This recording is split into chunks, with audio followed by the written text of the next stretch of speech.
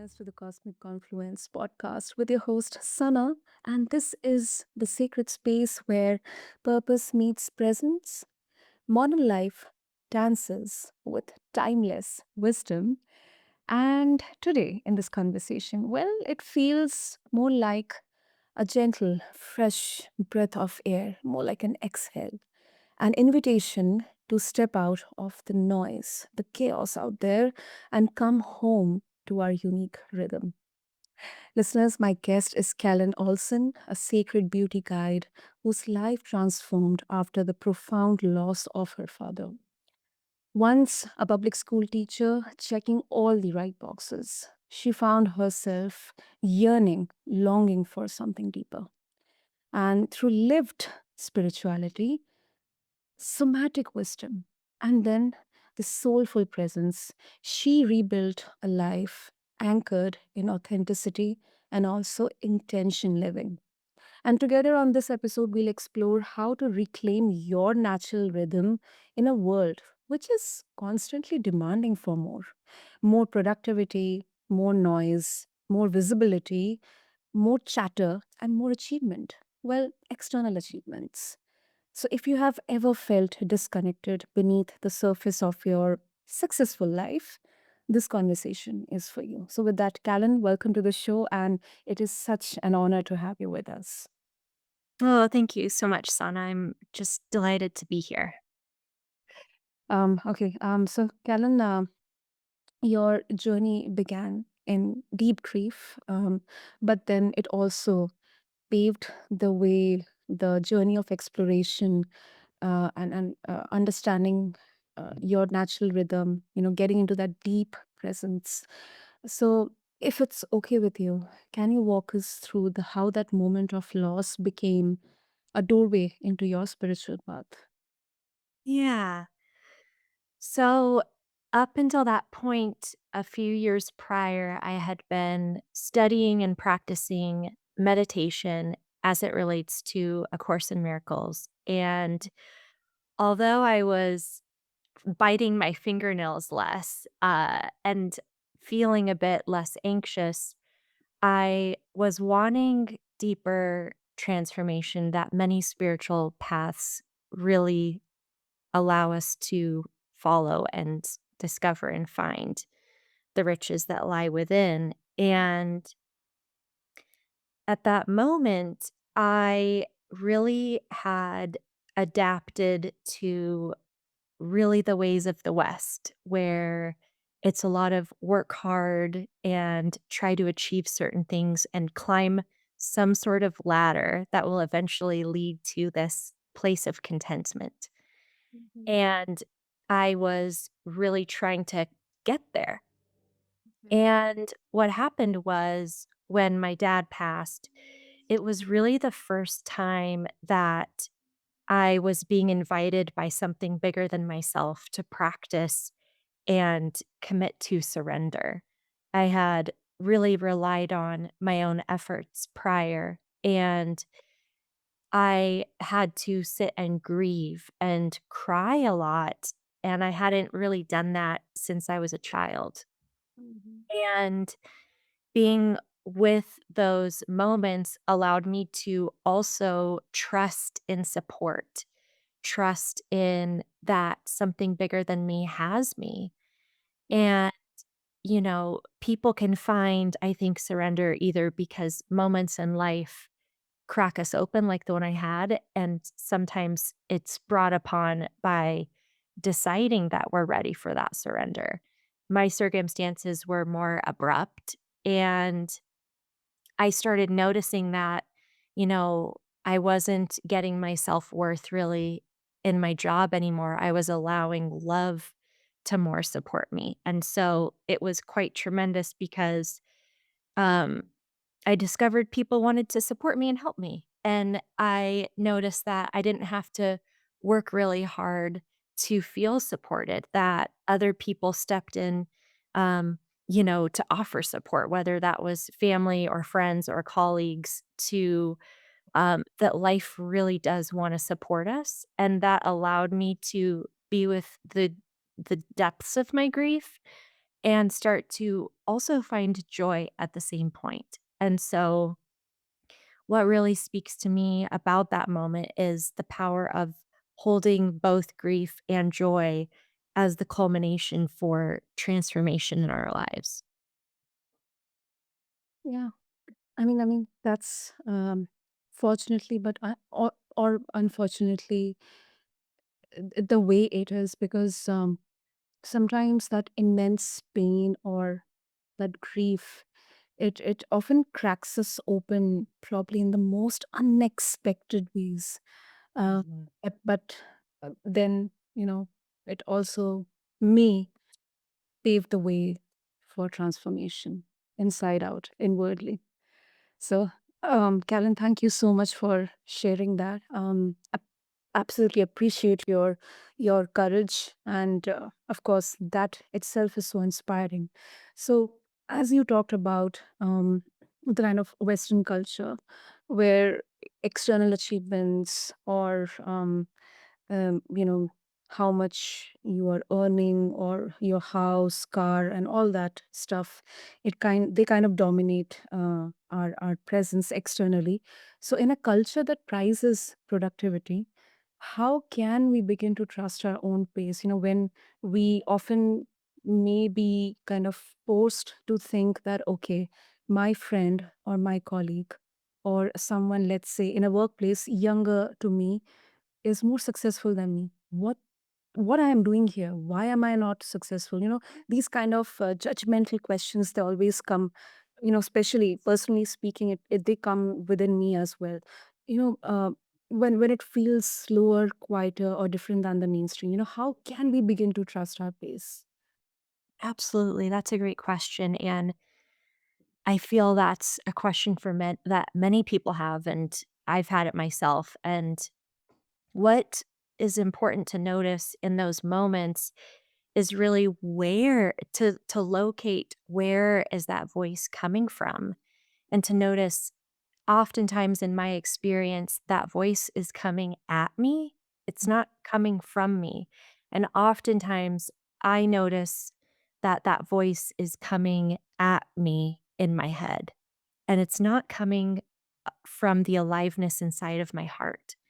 And so just that moment of awareness can begin the invitation of cracking open something new and to listen to a different voice, the voice of love, the voice of wisdom that perhaps has lied dormant for so long. And so, beyond that opportunity, I think there's also something really cool that we can do in those circumstances, and to start to question our circumstances themselves and notice if we have adopted stories of quote unquote success from other people, and asking if those also really belong to us. And, what does success look like? And the mind or the ego or what have you would tell us that, it's the upward ladder, it's the comparison, and that sometimes those stories are given to us, but they're not really authentic to us and what makes us feel alive. And so, really, the invitation is to start inquiring and asking if I'm in this certain circumstance, perhaps it's in a job or perhaps I'm wanting something, what inviting your inner wisdom and focusing on your heart and asking, is there a lesson here for me? Or is there a unique way I can see my circumstances that invites vitality, invites a perspective of love, and asking your inner wisdom to help you see your circumstances differently. Mm. And then that invites the opportunity of your wisdom to unfold and reveal what does bring you joy in your circumstances. And that could be reframing your job, or it could be following your heart's authentic delights. Hmm. Yeah, I think I absolutely agree with what you said. Aligning the work we are doing with what we really value or what we really love to do. Of course, there are factors to be considered. Because sometimes, skeptics or maybe people can interpret this to something like, um, okay, maybe I don't like this. I don't like anyone criticizing me, or because internally I am happy with who I am or what I'm doing. So it can be really, really, kind of misinterpreted. I mean, I would love to know your opinion on this, Care. Yeah, can you go more into the misinterpretation piece? Yeah, yeah, absolutely. So let's say, we are definitely discussing about that. We should begin to trust our own pace, our inner peace, our inner wisdom. However, this can be misinterpreted to something, let's say, uh, a thought or maybe a kind of satisfactory belief that, okay, I am happy with who I am or what I am. I don't want to improve or grow or something like that. So I mean, I just want to know your opinion, Callan, on this. I mean, can it be misinterpreted, or this is something universally true in all of circumstances? Mm. And by true meaning like, that we get misperceived by others or that like, especially um especially by others. yes, yes. Okay, great. Mm. Yes, I think it is common to feel misunderstood by others, and that's really the common journey that an individual goes on when they are living their heart's desires. And we notice in myth and in storytelling across um, spirituality, across philosophical storytelling, that that is part of the hero's journey and it is part of going out on your own, that there is an initiatory phase Mhm. of trusting your own inner wisdom and the dissonance perhaps you might be feeling in relationship is indeed part of the journey. And we notice from myth, from these old ancient stories of the hero's journey, that if you continue on the path, Mhm. people may misunderstand you and you can ultimately live a life that does feel rewarding to you, but we don't get to have a say about who decides to come along with us and not. And that is part of the difficulty of it, absolutely. But there's still more riches to be gathered, and often that point of wanting recognition from others is really echoing a deeper recognition of love within ourselves. Makes sense. So, Callan, what does finding your rhythm look like in the everyday moments? I mean, are there any specific tangible practices that helped you reconnect with yourself? Yeah. When I was starting out trying to find my own inner rhythm, it helped me tune into my body, Mhm. and I would ask myself a question, and then I would, say, "Uh-huh," or "Uh-uh," in my body, and my body would feel the yes or it would feel the no when I was trying to gain clarity toward a direction. Because sometimes we have done things that have been passed on to us from our family, from culture, that it's Mhm. like we don't even know what the new yes might be. I mean, we know, but like the body helps us affirm that so that we can start unlistening to the mind and those old stories and listen to that new rhythm of authenticity. So that one, in the beginning is just so helpfully profound. Mhm. And also too, finding those little pockets of joy that lead to an opening in you is also deeply beautiful. So perhaps maybe you've put away art or you've put away these things that used to light you up as a child, and reconnecting with those pieces, whether it's in dance, but or art and painting, these are all ways for the body to feel joyful. And Mhm. so we can notice that rhythm inside of us and then notice where is that rhythm inviting us in other areas of our lives. you can have as joyful of an experience painting as you do doing the dishes. And sometimes that just means lighting a candle, putting on music and dancing and making everything feel more sacred in your life. Mm. Yeah, that's beautiful. That's beautiful. And um, we often discuss. I often have so many conversations with guests. Where this is what I have learned. Especially about healing, that um, it may not just be only in the big breakthroughs, but in those baby steps, rituals or rhythms of our daily lives. Consistent um, rituals or practices that we do every day, whether it's doing the dishes or listening to music or singing or drawing, painting, anything. So I absolutely agree with you, Kellen. Mm. And how did you begin to discern between your true self and then the roles or expectations that you were conditioned to perform? Mm, that's a great question. Mhm. Well, I think it begins with a stirring in the heart. And the stirring in the heart is really the invitation for something more. And then because of the stirring in the heart, that's really when the old stories start to come up of how to do it or how to be. And so the stirring in the heart allows the emergence of old stories not to stop us, but to actually be with them in presence and go inward to feel the old stories in the body by bypassing the mind. And it can be helpful to recall old moments and bring that presence of being with those feelings fully in the body to rewrite a new one.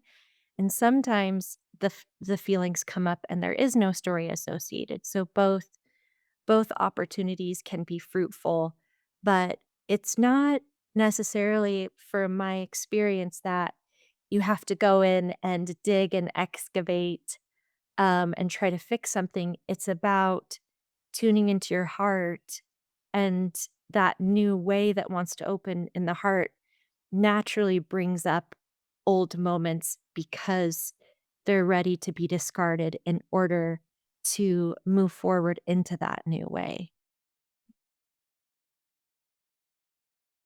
True, that is true. And this hits home, especially for those of us who have kind of put up like this mask of survival. I mean, externally it seems like we are doing okay. We are just going on, but internally it's a whole like a whirlwind, an earthquake going internally. And this process of unmasking, it can be both empowering, liberating, yet it can be really terrifying. Yes. Yes, absolutely. I'm glad you said that piece because it's not really said enough. That's why it's, partly the hero or heroine's journey. Yep, Absolutely. true. That's true. Okay, so before we wrap up this beautiful conversation, Callan, how can someone begin this journey of sacred unfolding, especially if they are feeling right now like they are too far gone, or now there is no light at the end of the tunnel, or they are stuck. I mean, there is no option out there, no other way out there. Beautiful question. Yeah, we're never too far gone, and your body can hold the deepest grief imaginable. It can hold the deepest your heart can hold everything. Your heart can hold the most amount of pain imaginable. And so going into your heart and going into your body to feel everything is the doorway to start anew and to start again. There's no emotion that you can't feel and survive. And it just starts with deciding I'm going to start today. I'm going to start feeling these emotions today and going inward. And once you start, that's when your journey can really begin. Absolutely. Absolutely. And you know what, Callan, I think through conversations like this, personally for me as well, and this has really, really helped me in kind of having, these moments of epiphany or deep realization that probably a year back or 2 years back, this particular thing I was believing or thinking, it may be not the correct one. Maybe I need to look at this particular thing from a different perspective. And I think for our listeners as well, through all, through conversations like this, through uh, you know, beautiful journeys our guests like you, they have gone through or they're going through. I think hearing real pathways from someone like you, it can be so, so empowering. It can give this feeling of connected, like collectively connected with each other. Mm, that makes my heart so happy. Thank you, Sana. Beautiful. So, Karen, if our listeners would like to connect with you further, what's the best way to do that? Yeah, my website is kalenolson.com, KALENOLSON. And I also have the same Instagram handle as well. Those are the 2 best ways to connect with me. Beautiful. I'll have the links to both the channels mentioned in the show notes for our listeners. And Karen, thank you so much for Mm, helping us understand, reminding us that secret isn't out there, but it's within us. It is in the breath or in the moment or in remembering, just within us. So thank you so much for this conversation. my pleasure. Thank you so much for having me, Sana. And to all my beautiful cosmic listeners, if you are feeling the pull to slow down and come home to yourself, maybe this episode, I hope so, could be your permission to do that. And you don't have to chase the world's version of more. I don't think so. So, your rhythm, your truth, it is enough. This is what I believe. And I hope to all of you listeners that you have some great takeaways from this episode. And if you wish to connect with Callan, just refer to the show notes. I'll have all the links in there for you. And until next time, stay open, stay curious, and I hope that your soul always finds its rhythm. Thank you.